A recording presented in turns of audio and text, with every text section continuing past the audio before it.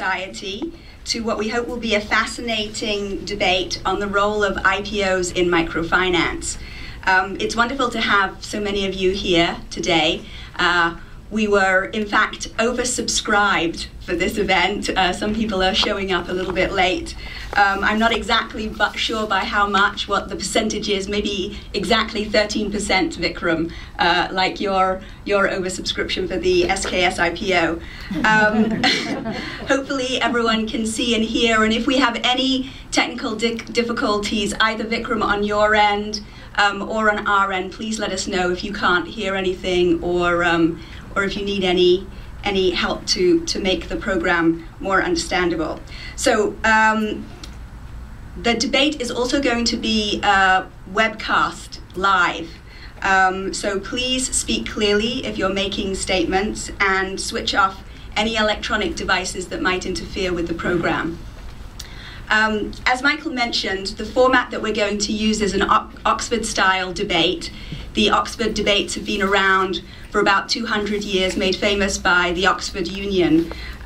Sometimes they were theatrical, sometimes they were entertaining, almost always, and they were absolutely always interesting and inspiring, and we very much hope that the event today is going to be of that kind.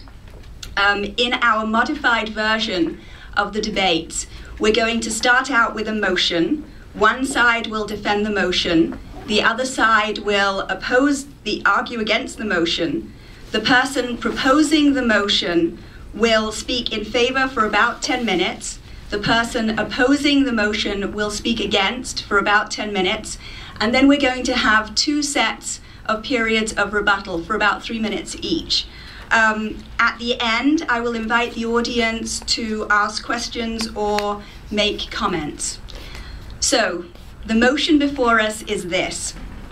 This House believes that the path that SKS took to achieve its IPO represents an ideal model for the poor worldwide. Before I start, I'd like to introduce our very distinguished speakers to you. We have Vikram Akula here in spirit with us, who is the founder and executive chairman of SKS Microfinance. And we have Alex Counts, who is the president and CEO of the Grameen Foundation. Vikram, it's great to have you with us. Thank you for joining us in what must be the middle of the night for you. So we really appreciate it. By way of introduction, I want to point out that Vikram and Alex actually have a number of things in common. It turns out that both of them grew up in New York. Both were Fulbright scholars whose studies made them passionate about helping the poor through microfinance. Both were inspired and trained by Muhammad Yunus, the founder of Grameen Bank and a Nobel laureate. Both are published authors. Vikram just released his book, A Fistful of Rice, My Unexpected Quest to End Poverty Through Profitability. And Alex's most recent book is Small Loans, Big Dreams, How Nobel Prize winner Muhammad Yunus and Microfinance Are Changing the World. I should say to you, by way of third-party endorsement, that these are both excellent books if you have a chance to read them. And in fact, on your way out, you can purchase them and you can have Alex sign his in person, and then perhaps we can forge your signature, Vikram, on your book. But they're available for purchase later.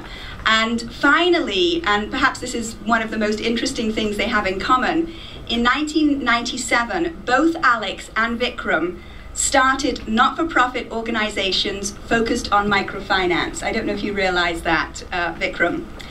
But the paths they took with these organizations were actually quite different. The organization Alex founded, Grameen Foundation, is a not-for-profit organization focused on enabling the poor to escape poverty using microfinance and technology, and it has an annual budget of about 25 million. Grameen Foundation works with MFIs rather than directly with poor clients. The organization Vikram founded was a not-for-profit MFI that became a for-profit company in 2005, And then this last summer, Vikram and his team took the company public, raising $358 million through an IPO. This debate today is in many ways about these different paths. Those in favor of IPOs for microfinance argue that it's an efficient, quick, effective way to raise the needed capital for rapid expansion and growth, thereby enabling MFIs to reach more and more poor people and integrate them into the financial system. Those opposed to IPOs for microfinance say that there are lots of other ways to raise capital, for example, becoming a conventional bank and taking deposits from the public, and that the promise of microfinance is to grow the income, assets, and wealth of not those of shareholders. So you can see there are quite different opinions. And so, before we begin, again, here is the motion. This House believes that the path that SKS took to achieve its IPO represents an ideal model for the poor worldwide. And before we start, a very quick show of hands of those who are in favor of the motion. I would say maybe about 30%. Vikram, you'll be delighted to know that your investors who are here all put their hands up. Okay. Those who are against the motion. Those who are undecided about the motion. Okay, well, you're going to be the swing voters. We have maybe a slightly larger number of people who are in favor of the motion at this point. And so now, Alex, if you'd like to come and take a seat. And Vikram, you have 10 minutes to defend the motion. Thank you. Okay, Nikki, can you hear me okay? Yes, you sound fantastic. And you look great too, by the way. At 4 in the morning, sure. So at the outset, let me thank the Asian Society for hosting this debate. Nikki for introducing the discussion. Particularly want to give a special thanks to the Schwab Foundation, as well as Cheryl Dorsey and the group from Echoing Green Foundation, which was one of our early supporters. Now let me get to the subject of the debate.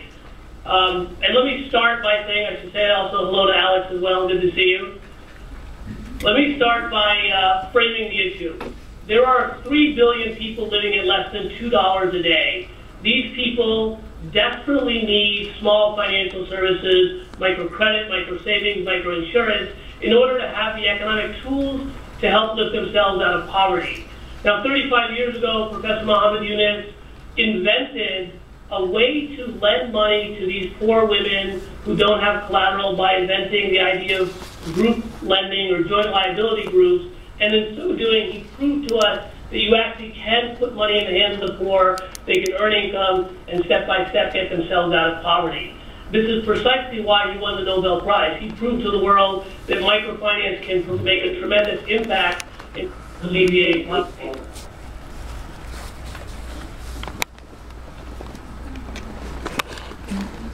Everything okay over there? Yes.